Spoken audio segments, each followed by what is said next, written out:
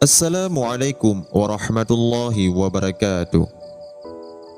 Bismillahirrahmanirrahim. Alhamdulillahi rabbil alamin. Allahumma salli wa sallim ala Sayyidina Muhammad wa ala alihi wa sahbihi ajma'in. Sahabatku, semoga dengan keberkahan dan kemuliaan Nabi Muhammad SAW dipermudahkan oleh Allah Subhanahu wa taala segala urusan kita, dimudahkan rezeki kita, diampuni segala dosa kita, selalu dalam lindungan Allah Subhanahu wa taala, diselamatkan iman kita baik di dunia maupun di akhirat, dan juga mendapat syafaat Nabi kita Muhammad sallallahu alaihi wasallam di akhirat nanti. Amin ya rabbal alamin. Sahabat yang dirahmati Allah Subhanahu wa taala, dalam agama Islam, hati adalah sesuatu yang sangat berharga. Sangat diharapkan manusia bisa selalu menjaga kondisi hati agar harinya tidak rusak, supaya memiliki kepekaan dan mudah beribadah kepada Allah Subhanahu wa taala serta kepedulian sosial. Orang yang menaruh perhatian terhadap bersihnya hati akan memiliki akhlak yang terpuji. Apabila ia rusak, maka dapat menyebabkan musibah dan rusaknya amal perbuatan. Dalam satu hadis yang sahih, Rasulullah SAW pernah bersabda, "Di dalam jasad manusia terdapat segumpal daging. Jika ia baik, maka baik pula seluruh jasad. Jika ia rusak, maka rusak pula seluruh jasad. Ketahuilah bahwa ia adalah hati." Hadis riwayat Bukhari dan Muslim. Seorang Muslim sering tidak menyadari bahwa hatinya rusak. Maka perlu sekali seseorang Muslim mengetahui penyebab rusaknya hati. Kerusakan hati manusia bisa terjadi karena berbagai sebab. Berikut ini 6 perkara yang menyebabkan rusaknya hati. Sahabat yang dirahmati Allah Subhanahu wa taala, Ibnu Hajar Al-Asqalani dalam kitab Munabbihat ala Isti'dadi Liyaumil Mi'ad menguraikan penjelasan Imam Hasan Al-Basri bahwa setidaknya ada 6 hal yang membuat hati manusia menjadi rusak. Yang pertama, berbuat dosa dengan berharap kelak bisa bertaubat.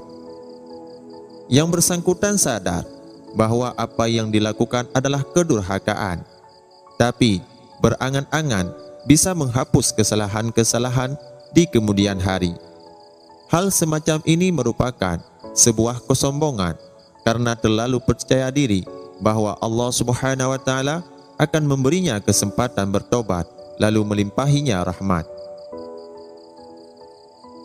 Ini juga masuk dalam kategori sikap meremehkan, karena perbuatan dosa dilakukan bukan karena kebodohan, melainkan kesengajaan. Alih-alih nanti bakal tobat di kemudian hari, bisa jadi justru hati akan makin gelap, dosa-dosa semakin menumpuk, dan kesadaran untuk kembali kepada Allah Subhanahu wa taala makin tumpul. Yang kedua, berilmu tapi tidak mau mengamalkan.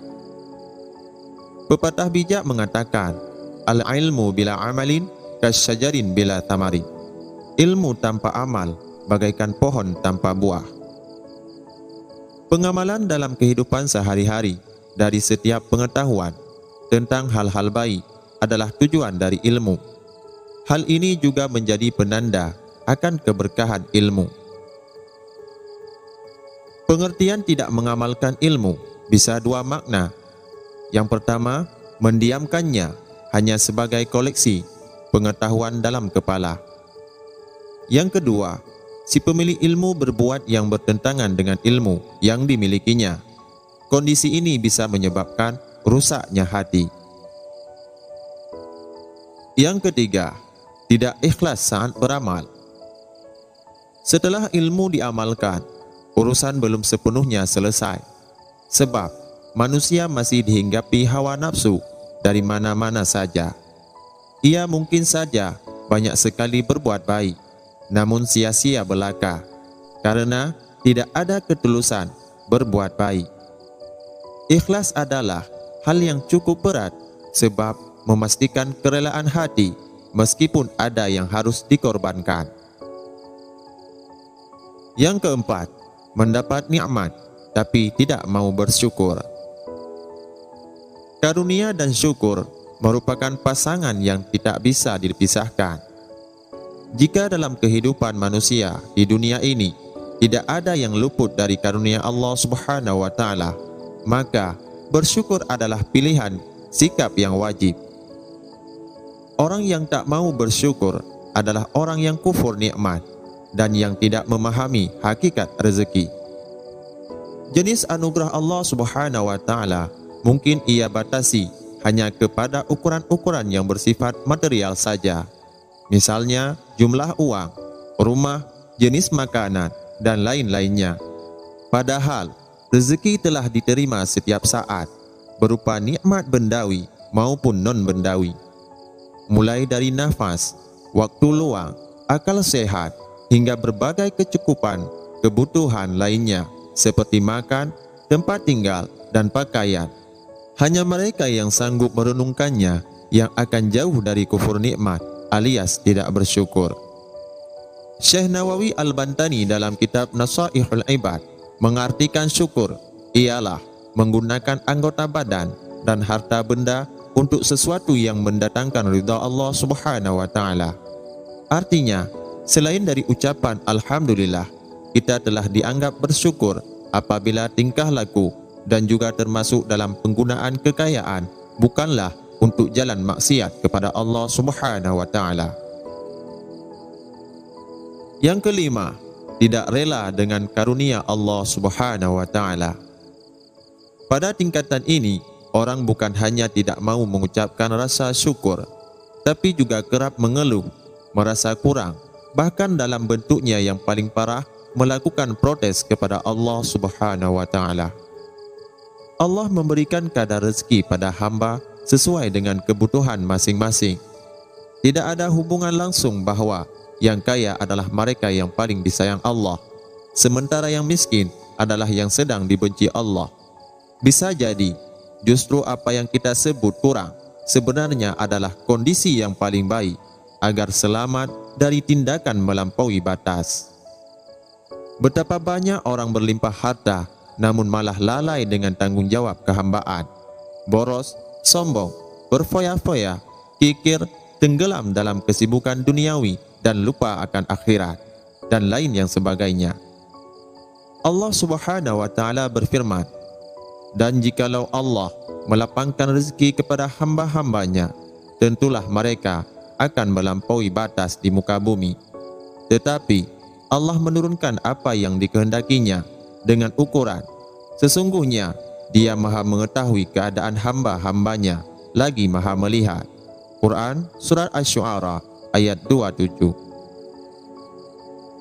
Yang keenam, mengubur orang mati namun tidak mengambil pelajaran.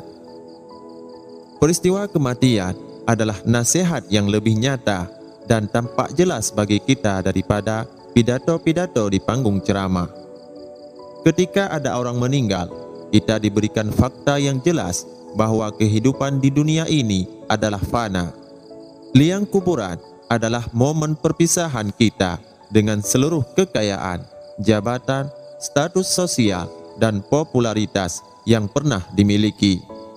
Selanjutnya, orang mati akan berhadapan dengan semua pertanggungjawaban atas apa yang ia perbuat selama hidup di dunia.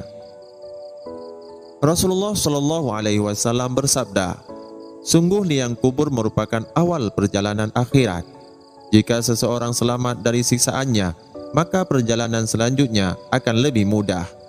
Namun jika ia tidak selamat dari siksaannya, maka siksaan selanjutnya akan lebih kejam. Hadis riwayat At-Tirmidzi. Dengan mengetahui 6 perangai yang dapat menyebabkan rusaknya hati, maka diupayakan hal tersebut dihindari sebisa mungkin.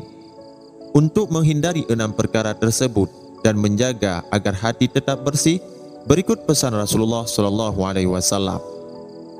dari Abdullah bin Umar radhiyallahu anhuma berkata bahwa Rasulullah sallallahu alaihi wasallam bersabda, sesungguhnya hati ini dapat berkarat sebagaimana berkaratnya besi bila terkena air.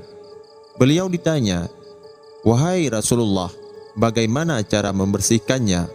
Rasulullah sallallahu alaihi wasallam bersabda, memperbanyak mengingat maut dan membaca Al-Quran. Hadis riwayat Al-Baihaqi. Itulah 6 perkara yang dapat menyebabkan rusaknya hati. Semoga bermanfaat dan jadi pelajaran bagi kita semua. Wallahu a'lam bissawab. Wabillahi taufik wal hidayah. Wassalamualaikum warahmatullahi wabarakatuh.